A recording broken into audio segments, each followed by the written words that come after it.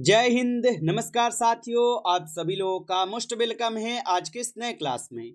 साथियों, आज के इस क्लास में हम सभी लोग जो है पढ़ने वाले हैं बीएसएससी कार्यालय परिचारी भर्ती 2026 के एग्जाम के लिए मोस्ट इम्पोर्टेंट प्रीवियस ईयर के क्वेश्चन को, जो कि साथियों आपके बीएसएससी कार्यालय परिचारी भर्ती 2026 के एग्जाम के लिए काफ़ी इम्पोर्टेंट है।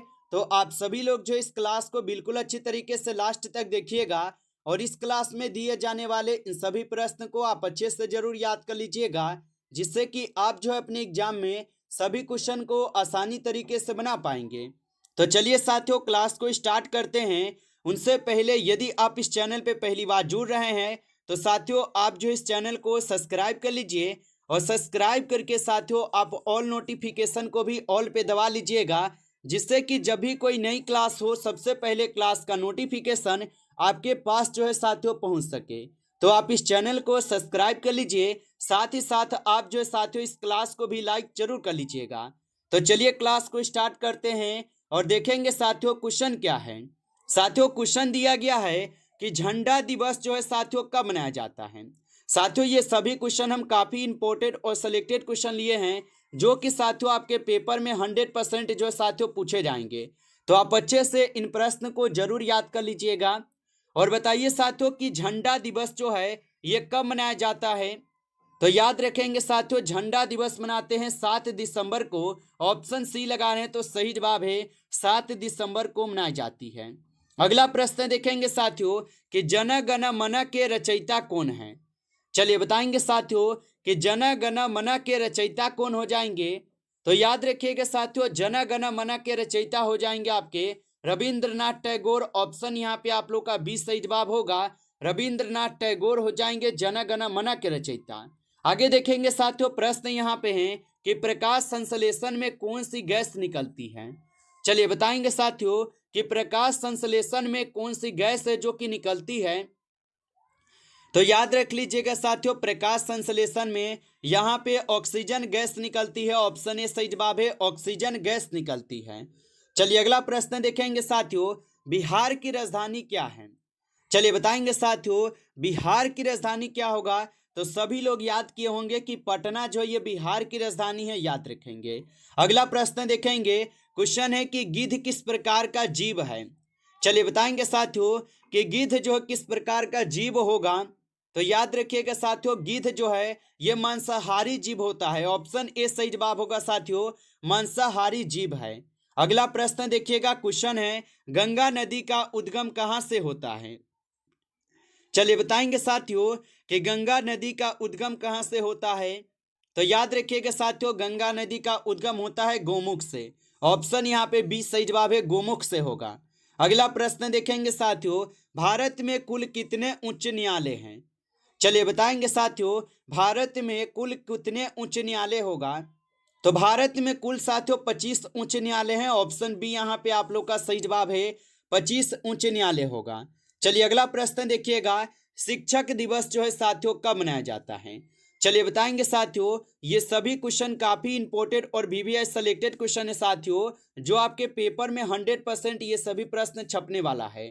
तो आप अच्छे से इन प्रश्न को आप याद जरूर कर लीजिएगा और बताइए साथियों कि शिक्षक दिवस जो है कब मनाया जाता है।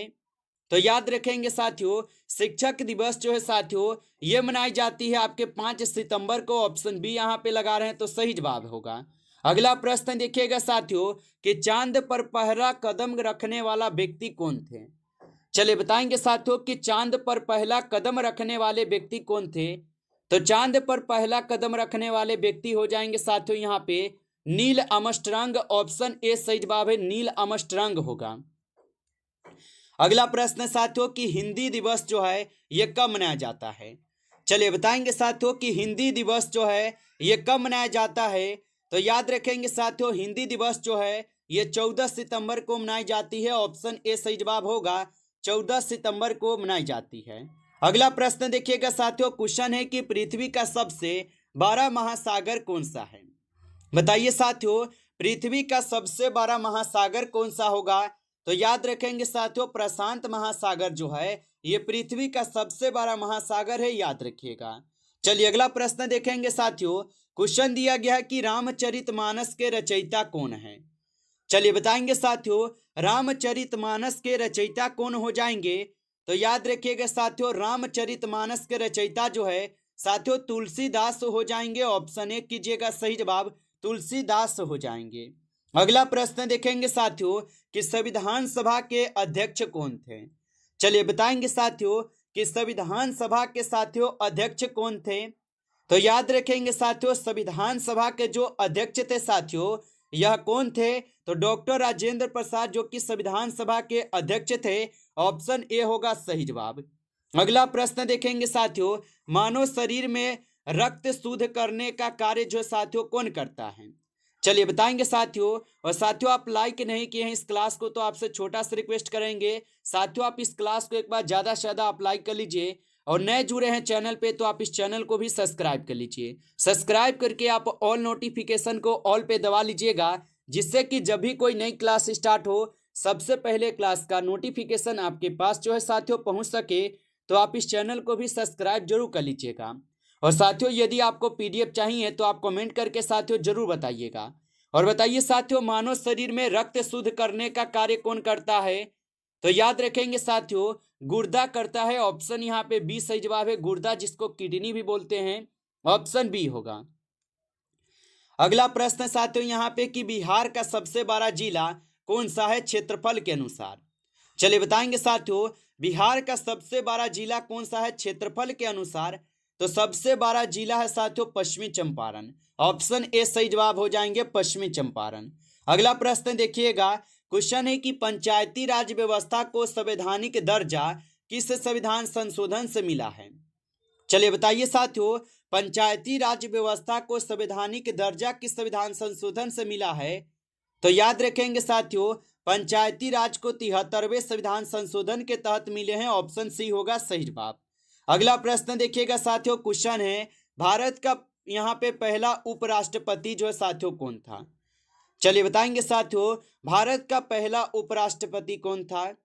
तो भारत के पहले उपराष्ट्रपति थे doctor Sarvepalli Radhakrishnan ji. Option A सही जवाब है, डॉक्टर सर्वपल्ली राधाकृष्णन। चलिए अगला प्रश्न देखेंगे साथियों, क्वेश्चन है बिहार का सबसे छोटा जिला कौन सा है क्षेत्रफल के अनुसार।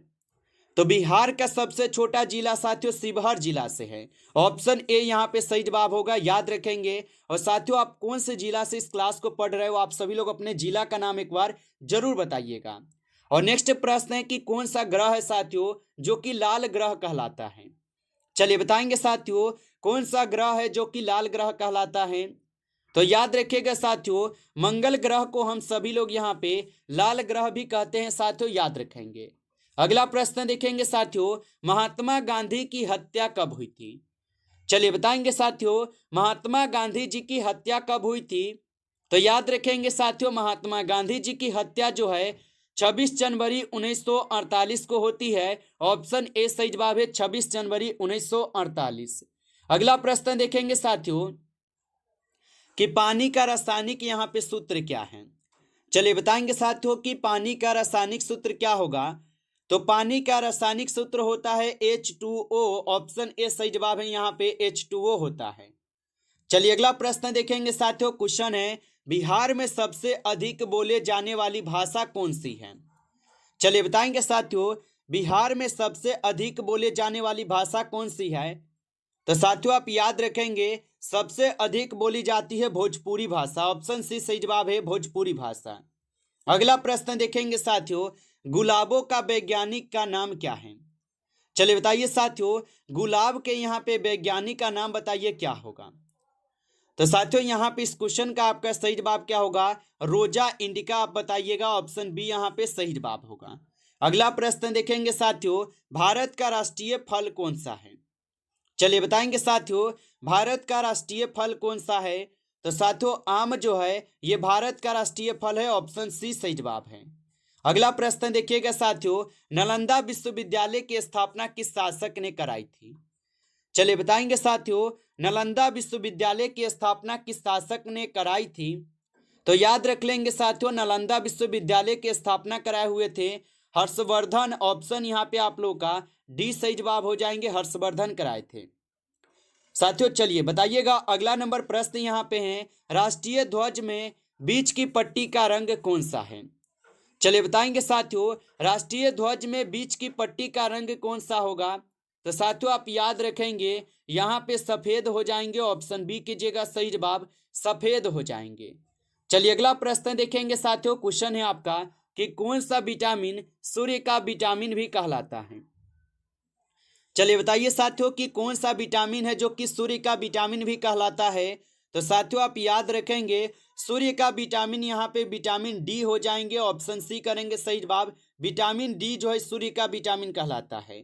अगला प्रश्न देखेंगे साथियों कि बिहार का राजकीय पशु कौन है? चलिए बताएंगे साथियों, बिहार का राजकीय पशु कौन होगा?